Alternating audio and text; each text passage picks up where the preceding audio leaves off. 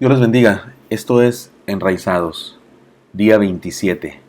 La soberanía divina, la supremacía, poder y autoridad de Dios. Respondamos la pregunta: ¿cómo se muestra la soberanía de Dios ante su decisión de darnos libre albedrío?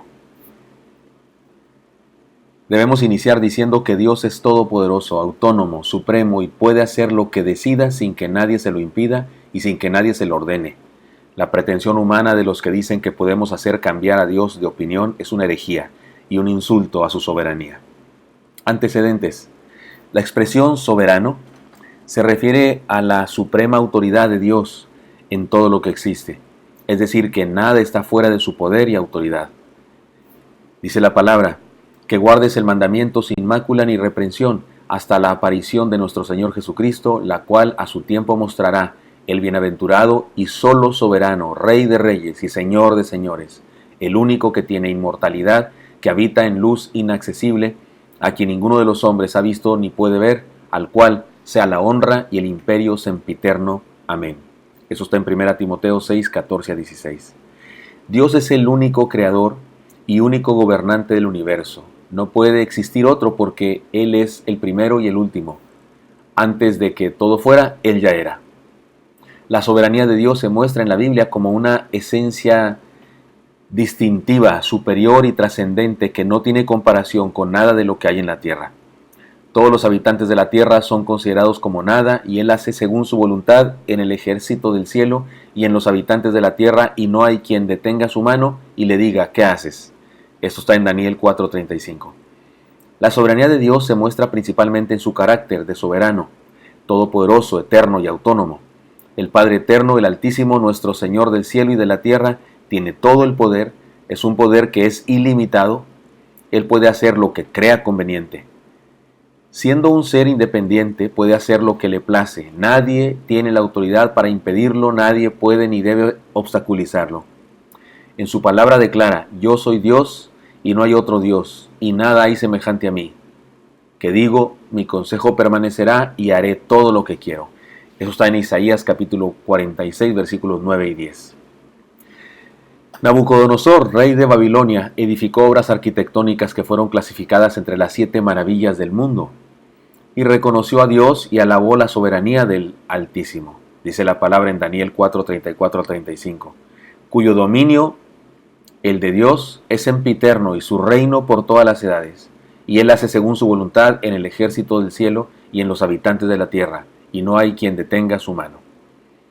Soberanía significa que Dios es quien se sienta en el trono del universo, y desde ahí manifiesta su supremacía. Él es Dios en nombre, así como en todas las cosas. Su esencia creadora le hace dueño de todo lo que Él mismo creó. Tiene toda la autoridad para dirigir todas las cosas, y Él hace que todas las obras según sea el designio de su voluntad. Él hace todas las obras según el designio de su voluntad. Efesios 1:11. En medio de la tribulación que Dios permitió en la vida de Job, Job termina reconociendo la grandeza y esplendor de Dios, en diferencia con su mismo pecado y orgullo. Es decir, en medio de esta situación, Job reconoce su pequeñez, reconoce su pecaminosidad, reconoce su debilidad y reconoce la grandeza de Dios. Y dijo: yo conozco que todo lo puedes y que no hay pensamiento que se esconda de ti. Job 42:2.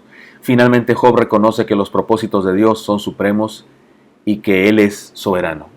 Por todo ello, porque esto es el antecedente, por todo ello podemos hacer las siguientes declaraciones de fe. Dios es inmutable y sus palabras manifiestan su integridad. Dios no es hombre para que mienta, ni hijo de hombre para que se arrepienta. Él dijo y no hará, habló y no lo ejecutará. Esto está en Números 23:19. Es decir, que Dios siempre cumple su palabra. Dios no es mentiroso y por tanto no se contradice jamás.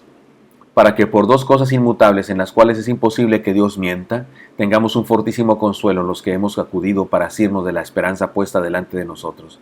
Eso está en Hebreos 6:18, y también podemos decir lo siguiente: en todos los argumentos, Dios no solo permanece siendo veraz, sino que cumple su palabra, sus profecías y todas las promesas que hace. También cumple sus amenazas. Además, Dios no puede ser tentado por el mal. No existe ningún fundamento en su naturaleza que pueda llegar a ser tentado por el mal. Cuando alguno es tentado, no diga que es tentado de parte de Dios, porque Dios no puede ser tentado por el mal, ni Él tienta a nadie. Eso está en Santiago 1:13. Sabiendo que Dios de continuo nos prueba, Él no tienta a nadie, incluso Dios usa su poder que es ilimitado para que podamos resistir y huir del mal. Dice la palabra en 1 Corintios 10:13. No os ha sobrevenido ninguna tentación que no sea humana, pero fiel es Dios que no os dejará ser tentados más de lo que podáis resistir, sino que dará también juntamente con la tentación la salida para que podáis soportar. Además, Dios jamás se contradice y nunca se niega a sí mismo. Dios se mantiene fiel a todas las promesas de sus pactos. Dice Malaquías 3:6, porque yo Jehová no cambio, por esto hijos de Jacob no habéis sido consumidos. Además podemos decir que Dios tiene una palabra que resulta inmutable. Además, el que es la gloria de Israel no mentirá ni se arrepentirá, porque no es hombre para que se arrepienta. Esto está en 1 Samuel 15:29. Una promesa es tan auténtica como la persona que la realiza, y Dios es perfecto. Además, Dios nunca revocaría lo que dijo que haría, ni mucho menos desecha a un lado a quien ha escogido. Dice Romanos 11:29, porque irrevocables son los dones y el llamamiento de Dios. Además podemos decir que Dios no tolera el pecado. Por tal motivo exige que sea redimido. A causa de su justicia, Dios es justo, no puede sencillamente hacerse como que no pasó nada. Debemos saber que Él perdona el pecado, pero las consecuencias vendrán. Lo más importante es que su justicia es justamente con Él. No se aparta y sufre nuestras dolencias. Es decir, para justificarnos, para perdonarnos, Él intervino directamente en eso. No tolera el pecado, por tal motivo exige que sea redimido y Él se ocupó de ello. Dice la palabra, porque la paga del pecado es muerte, mas la dádiva de Dios es vida eterna en Cristo Jesús, Señor nuestro. Y en Cristo Jesús, Señor nuestro, significa que su dádiva de vida eterna nos la dio mediante el sacrificio de su Hijo. Así es que insisto, Dios no tolera el pecado, tanto aborrece el pecado que lo clavó en la cruz del Calvario para que no nos hiciera daño, muriendo por nosotros en la persona de Jesús. Además, Dios no desea obligar a nadie a amarlo ni a recibirle. Esta es una acción que se relaciona con el libre albedrío, que estudiamos ya en estos estudios. A lo suyo vino y los suyos no le recibieron, mas a todos los que le recibieron, a los que creen en su nombre, les dio potestad de ser hechos hijos de Dios, los cuales no son engendrados de sangre, ni de voluntad de carne, ni de voluntad de varón, sino de Dios. Eso está en Juan 1:11-13. Cuando una persona opta por responder con fe, recibiendo a Jesús en su corazón para hacerlo rey de su corazón, para hacerlo rey de su vida, esta persona tiene vida nueva, se convierte en una nueva criatura. Por la influencia, por la solicitud, por la invitación de Dios, pero Él no obliga a nadie a recibirlo, ni obliga a nadie a amarlo. Él es un caballero y respeta nuestro libre albedrío que Él mismo nos dio. Dios no está sujeto a ningún poder ni a una norma abstracta ni ley que pudiera ser concebida como superior a otro aparte de sí mismo. No. Dios no se rinde, es decir, no le rinde cuentas a nadie. Dice la palabra, he aquí que Él pasará delante de mí y yo no lo veré. Pasará y no lo entenderé. He aquí arrebatará. ¿Quién le hará restituir? ¿Quién le dirá, qué haces? Eso está en Job capítulo 9, versículos 11-12. He aquí que Dios es excelso en su poder. ¿Qué enseñador semejante a Él? ¿Quién le ha prescrito su camino? ¿Y quién le dirá, has hecho mal? Job 36, 22-23. La soberanía insondable de Dios se manifiesta más claramente en su gracia que salva a los que creen y le siguen, que en su justicia que condena a los impíos. Dice la palabra, mas a todos los que la recibieron, a los que creen en su nombre, les dio potestad de ser hechos hijos de Dios, los cuales no son engendrados de sangre, ni de voluntad de ni de voluntad de carne, ni de voluntad de varón, sino de Dios. Juan 1:12-13. Además debemos decir que Dios en su soberanía hace lo que se ha propuesto. lo que ha planeado desde antes de la fundación del mundo y no necesita ni tolera que nadie le diga qué hacer o intente corregir sus decisiones. Dice la palabra, pues a Moisés dice, tendré misericordia del que yo tenga misericordia y me compadeceré del que yo me compadezca. Así que no depende del que quiere ni del que corre, sino de Dios que tiene misericordia. Porque la Escritura dice a Faraón, para esto mismo te he levantado para mostrar en ti mi poder y para que mi nombre sea anunciado por toda la tierra. De manera que de quien quiere tiene misericordia y al que quiere endurecer, endurece. Pero me dirás, ¿por qué? Pues inculpa, porque quien ha resistido a su voluntad. Mas antes, oh hombre, ¿quién eres tú para que alterques con Dios?